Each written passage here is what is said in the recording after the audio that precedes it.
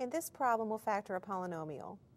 We're asked to factor completely the polynomial x squared minus x minus 12. We first of all look to see if there are any common factors, and there are not.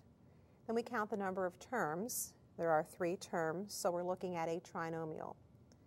If this trinomial factors, it'll factor into 2 binomial factors, and the first term in each binomial will be x. To fill in the second term, we think of possible factors of negative 12. The factors of negative 12 are negative 1 and 12, 1 and negative 12, negative 2 and 6, 2 and negative 6, negative 3 and 4, and 3 and negative 4. Now we look at the sum of those factors.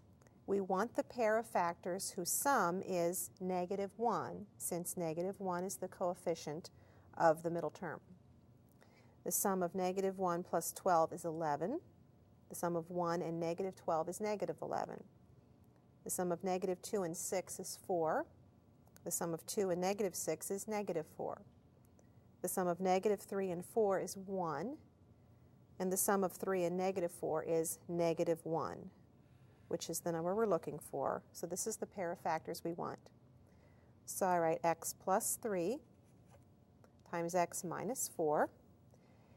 I could check by multiplying these out, since neither binomial factors further, and since their product is the original trinomial, I have factored completely.